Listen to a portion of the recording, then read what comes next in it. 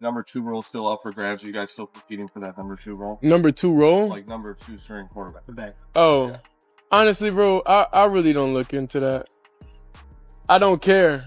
Whenever it's time for me to get out there and play, I'm going to play. Shedeur Sanders has had enough of the whispers and side chatter after Kevin Stefanski officially pushed him down to third-string quarterback behind Dillon Gabriel. Shedeur didn't flinch, didn't sweat, and sure didn't fold under pressure. Instead, he clapped back with pure confidence, letting the world know he's not worried about labels or the outside noise trying to box him in. His message is bold and clear. Critics can run their mouths all day, but when the spotlight hits and the lights are blinding, that's when he'll show out even louder. Shedeur isn't wasting his energy on distractions or pointless debates. He's locked in, focused, and ready to let his play speak volumes the moment he sets foot on that field. He's not losing a single wink of sleep over Stefanski's decision or the situation he's been forced into. Why? Adversity, things is going to knock you down sometimes, but the main thing about it is you just got to push through it. There's a lot of people in this world that's going through stuff, but, you know, I'm playing for a lot more than just me. Because Shedeur believes the second he gets his chance, Stefanski will be the one scrambling to rethink everything. To Shedeur, practice reps and all that outside chatter mean nothing. He knows exactly who he is and what he brings to the game, and that unshakable confidence is dangerous. His mindset is simple but powerful. When the real pressure comes and the lights beam down, that's when he'll rise up and shut every critic down. And this isn't just about Shedeur chasing his own shine. No, he's carrying something much bigger than himself. While others might just be playing for stats, Shedeur is stepping out with a mission, with pride, and with a fire that can't be denied. Yes. And will he kind of be the backup? Joe will start the game, Dillon will play second, Shedeur will play third. Shedeur doesn't just see his fans as people watching from the sidelines. He sees them as part of his journey, part of his fight. Every cheer, every bit of support fuels him because they've been with him through the ups and downs. He's battled through challenges before, and every single time, he's come out stronger. That same warrior mindset is driving him now, pushing him to grab every chance that life throws his way. His message couldn't be clearer. His grind never stopped, and it's not about to stop now. Whenever it's time for me to get out there and play, I'm going to play. Whenever it's time for the lights to come on, I'm going to do my thing. I'm not concerned about when it is. I'm not concerned about, you know, how many reps I'm getting at this point is what it is. Because I know when the lights come on, when everything go on, when the pressure's on, you know who I am. And I'm always be that way. Shedeur Sanders even admitted that his outlook on life has changed since arriving in Cleveland. To him, just being able to walk out onto that field, gear up, and grind at practice every day is a blessing, something he once only dreamed about. He's not rushing, he's not stressing. He knows patience is power. And when that door finally swings open for him, he's going to kick it down and embrace the moment with everything he's got. In the meantime, his mind is locked on one thing, working harder than ever before. He's sharpening every skill, tightening every detail, and staying laser-focused so that when his time finally comes, there won't be any doubts left. Critics can call it a setback if they want, but Shedeur doesn't see it that way at all. To him, this is his prep time, his season to get even deadlier.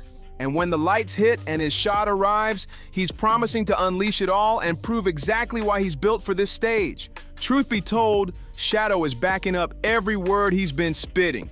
In his latest training session, he showed everybody what real cooking looks like. Sure, he started off a little slow, shaking off the rust from his injury, but once he locked in, it was game over. By the end, his throw wasn't just good, it stole the entire spotlight and became the highlight of practice.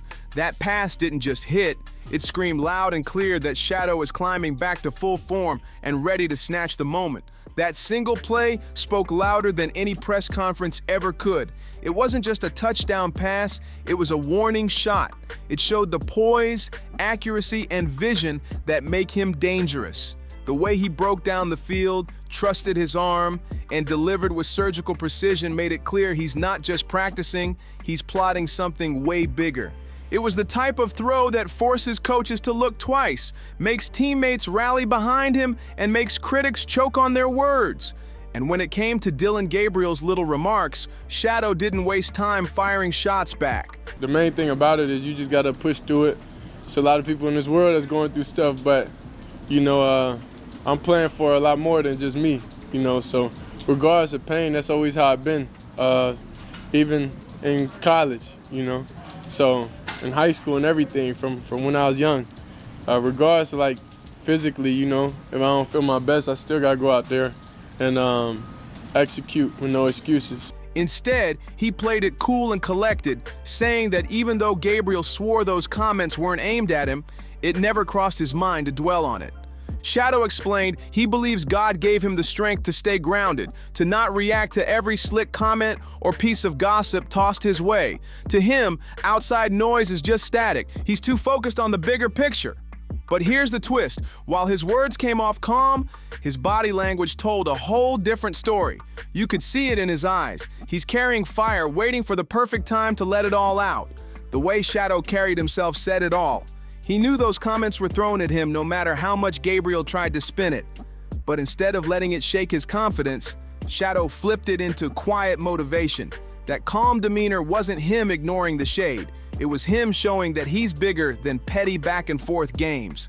Deep down, he knows the best clapback won't come from a mic or a quote. It's going to come when he straps up, hits that field, and lets his game scream for him. And let's be real, he's absolutely right. Not every hater deserves his energy. There will always be these so-called glory hunters who kick somebody when they're down, just to act like they knew all along once success finally hits. I would say I learned life in a different perspective, you know, and that's why I come here. I'm happy. I always got good energy because, you know, I'm blessed to come out here. The same people who talk slick now are the same ones who will be fighting for camera time later to praise him once he proves them dead wrong.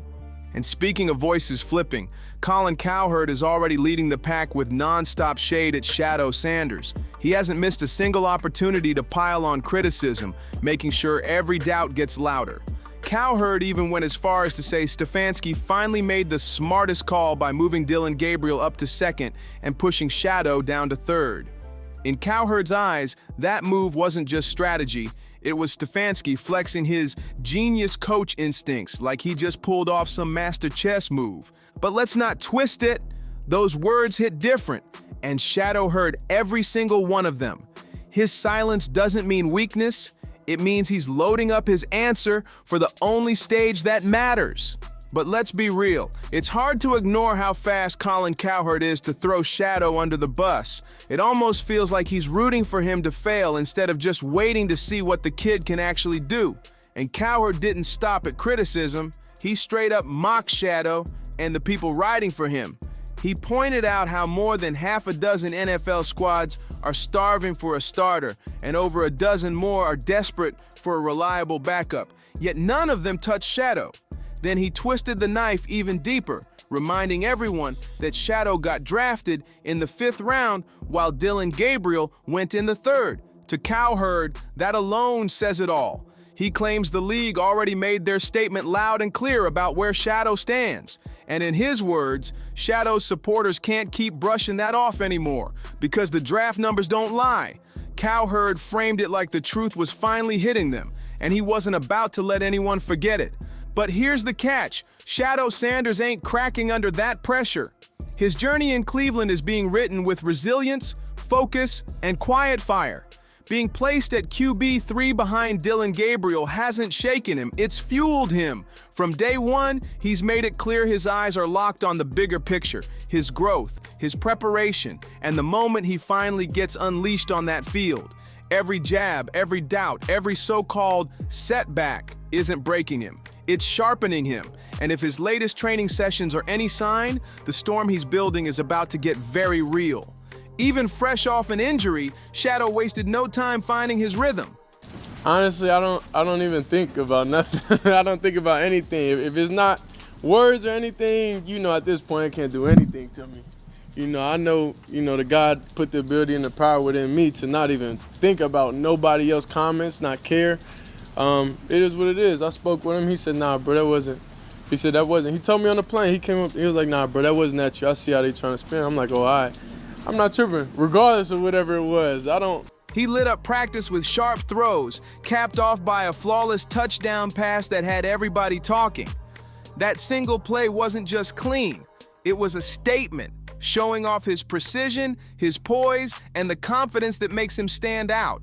But it's not just the throws. Shadow's maturity is shining brighter than ever. Whether it's brushing off Dylan Gabriel's sly remarks or ignoring the negative chatter from the media, he's handling it all with calm, grounded focus. He gives the credit to his faith, saying that's what keeps him steady, and his discipline proves he's not here to waste time on drama. The noise doesn't rattle him. He's committed to letting his actions do the talking when it counts. Meanwhile, Colin Cowherd is still out here making headlines, dragging Shadow as if being a fifth-round pick somehow seals his fate. Cowherd frames it like Shadow's been overlooked for a reason, trying to box him in before the story even starts. But Shadow isn't buying into that narrative, not for a second. He knows success isn't about draft position, instant hype, or quick recognition. It's about perseverance, relentless preparation, and showing up when the lights are on. And here's the kicker. When that spotlight finally lands on him, Shadow is going to be undeniable. His grind, his focus, and his mindset are all pointing toward one thing: proving every critic wrong and carving his name into the NFL with authority. The path may be tough, but Shadow's already proven he's built tougher. What's wild is that the so-called underdog label isn't breaking Shadow, it's fueling him like never before. Word coming out of Cleveland is that teammates are already whispering about how different his energy feels in practice. They see the way he moves, the way he commands the huddle, and it's got people saying he looks more like a starter than a third stringer. And let's not ignore the tension, because Dylan Gabriel might be smiling in interviews, but behind the scenes, it's hard to miss that Shadow's presence is rattling him. Every time Shadow threads a perfect pass, every time he pulls off a clean read, it's like a reminder that Gabriel's spot isn't as safe as he thinks. Meanwhile, the media circus keeps circling. Colin Cowherd and others keep trying to paint Shadow as just another fifth-round pick destined to fade out.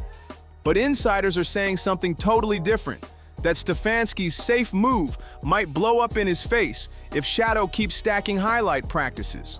One clean performance in preseason, and the same critics mocking him now will be the ones scrambling to rewrite their takes. Shadow isn't begging for validation. He's preparing for a revenge tour. Every throw, every rep is part of the setup. And when his shot finally comes, he's ready to flip the script and shut everybody up in one night. Behind the polished press conferences and polite interviews, the real story brewing in Cleveland is the quiet battle between Shedeur Sanders and Dylan Gabriel.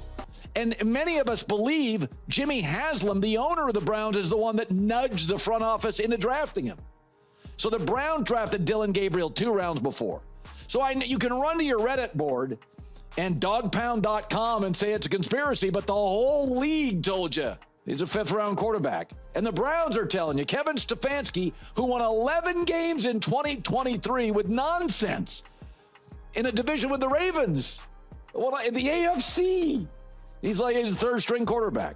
On paper, Gabriel might have the edge as Stefanski's safer choice, but in practice, Shadow is making that gap look smaller and smaller every day. Teammates are noticing. Whispers are spreading that Shadow's arm strength, timing, and command are starting to outshine the guy who's supposed to be ahead of him. And the tension? Oh, it's there. Gabriel can act cool all he wants, but the reality is Shadow's presence is eating at him. Every highlight throw Shadow delivers is like a warning shot, and Gabriel knows it. The locker room vibe is shifting. Players who once thought Gabriel had the clear path are starting to buzz about Shadow being the one who could actually take over when the moment comes. Meanwhile, Stefanski is playing it cautious, but some insiders are already questioning if he's protecting Gabriel out of comfort rather than giving Shadow the real chance he deserves. And here's the scandalous part. If Shadow gets even a single series under those bright lights and delivers, the pressure on Stefanski to make a move will be massive. Shadow doesn't need to talk trash. His grind is the loudest thing in the room. And when the clash finally hits the field, it might not just be Gabriel feeling the heat, it could be Stefanski himself answering questions about why the 3rd string is outplaying his chosen guy. Cleveland might not say it out loud, but behind those closed doors, the locker room is starting to split.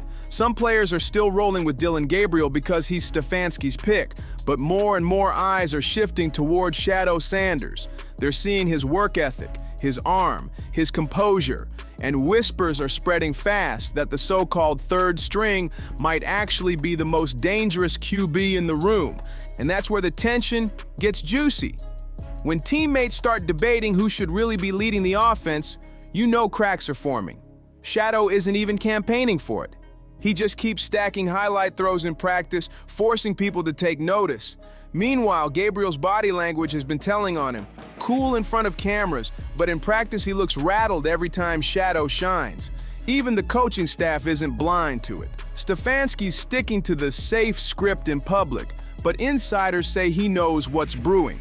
If Shedeur keeps showing out, Stefanski could find himself caught between loyalty to Gabriel and pressure from the locker room to give Sanders the ball. That kind of divide doesn't just fade away, it builds until something explodes. Right now, the story in Cleveland isn't just about depth charts, it's about power, pride, and the growing reality that Shedeur Sanders is making it impossible to ignore him any longer. What do you think about Shedeur Sanders' mindset and approach so far? Do you believe his patience and laser focus are going to pay off the moment he finally gets that shot on the field?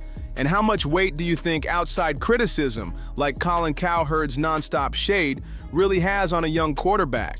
Does it tear them down, or does it turn into pure fuel for a breakout moment? Are you confident that Shedeur has what it takes to rise above all the doubt and silence the critics by proving himself in the NFL spotlight? Drop your thoughts in the comments. We want to hear exactly how you see this journey playing out. Don't forget to like, subscribe, and share, and we'll see you on the next one.